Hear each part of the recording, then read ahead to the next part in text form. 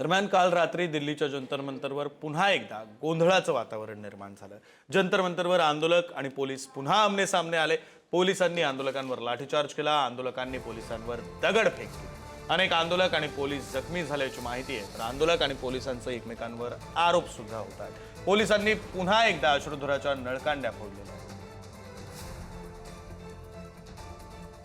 ने अपील भी किया है पब्लिकली कि सारे प्रोटेस्टर्स अपना शांति बनाए रखें एंड सही तरीके से इस प्रोटेस्ट को चलाएं, क्योंकि अगर कोई भी ऐसे एंटी सोशल एलिमेंट्स इस प्रोटेस्ट के अंदर घुसते हैं एंड एक तरह से अपने आप को प्रोटेस्टर दिखाते, सीजेपी के प्रोटेस्टर दिखाते एंड हिंसा करते, तो ये पूरा मूवमेंट डिरेल हो जाएगा। आपको पता है कि इस देश में पहले भी जो प्रोटेस्ट हुए उसमें ऐसे एंटी सोशल एलिमेंट्स घुसाए गए हैं जो रूलिंग रेजिम है उनके तरफ से, एंड वहां पे यही हुआ है कि वो लोग पूरा प्रोटेस्ट को डिरेल कर देते हैं एंड फिर अल्टीमेटली जो प्रोटेस्ट कर रहे होते हैं शांतिपूर्ण तरीके से उनको ब्लेम कर दिया जाता है एंड ये नहीं होना चाहिए।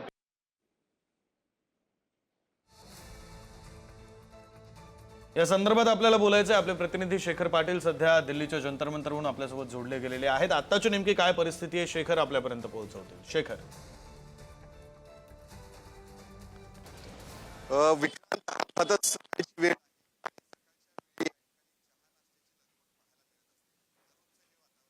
राजमा चावलसाठी रांग ज्याची लागलेली आहे आणि अनेक जण वेगवेगळ्या पद्धतीने या ठिकाणी आपलं कॉन्ट्रीब्युशन या आंदोलनात असावं म्हणून काही अन्नपदार्थांचं वाटप ज्या करताना दिसतं। आता समोर ही दृश्य पाहिली तर शीख धर्मीय काही आहेत आणि त्यांच्याकडून अशा पद्धतीने हे राजमा चावल वाटप जे केलं जाते।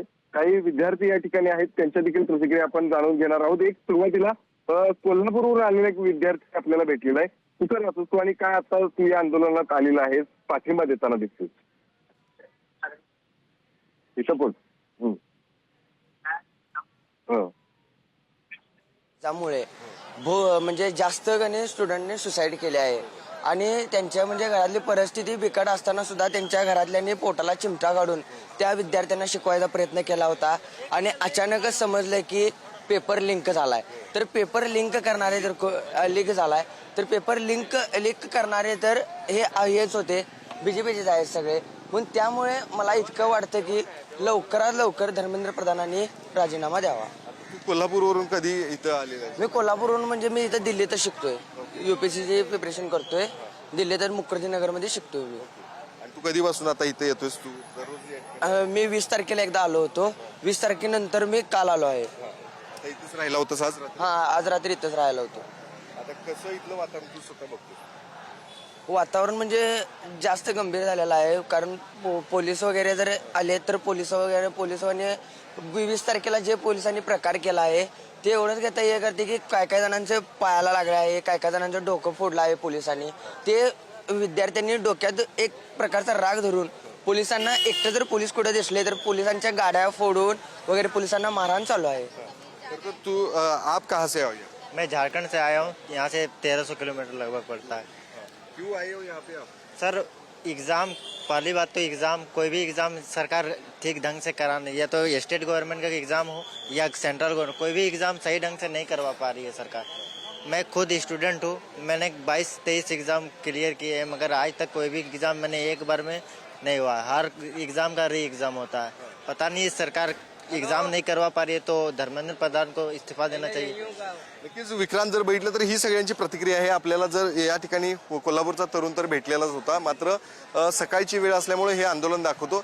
एका बाजूला हा जंतर मंतर रोड जो आहे तो इथून सुरुवात होतो आणि समोर जर आपण बघितलं तर मोठमोठे बॅरिकेटिंग जे आहे ते करण्यात आलेले आहेत आणि तिथून सुरुवात झालेले हे आंदोलन पुढं कॅमेरामन विजयला मी सांगेल, मागे जर आपण दाखवले दृश्य तर समोर जो पेंडॉल आहे त्या ठिकाणी अभिजित इपके उपोषण स्थळी त्या ठिकाणी बसलेले असतात आणि सकाळच्या वेळी सगळे जण जे आहे ते चहा नाश्त्यावरती त्या ठिकाणी लगबग पाहायला मिळत असतात आणि आत्ताची देखील हीच परिस्थिती आपण सगळी पाहतोय।